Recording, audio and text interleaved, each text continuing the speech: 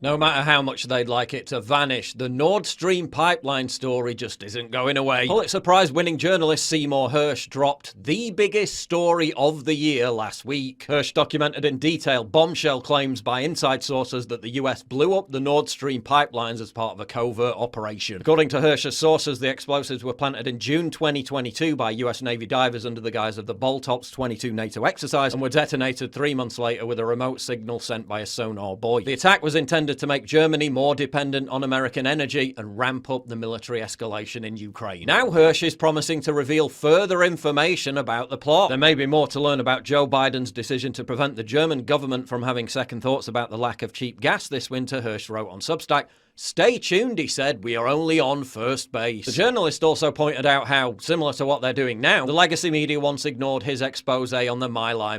Didn't mean it wasn't true. In a new interview with The Wire, Hersh says, quote, "It scares me if the president was willing to do this." And the people who did this mission believed that the president did realize what he was doing to the people of Germany, that he was punishing them for a war that wasn't going well. And in the long run, this is going to be very detrimental, not only to his reputation as the president, but politically too. It's going to be a stigma for America. Now, China is also calling for a full and frank international investigation. It's imperative to conduct an objective, impartial, and professional investigation into this incident with explosions and bring those responsible to justice, said Chinese Foreign Ministry spokesman Wang Wenbin. Russia has also called a session of the UN Security Council next week, again demanding a massive international investigation. Washington still obviously strenuously denies the claims, while trying to frame the narrative that the story didn't even come from Hersh, but from within the bowels of the Kremlin. What we have heard from Moscow, what we've heard from the Kremlin is nothing but a lie. It is pure disinformation that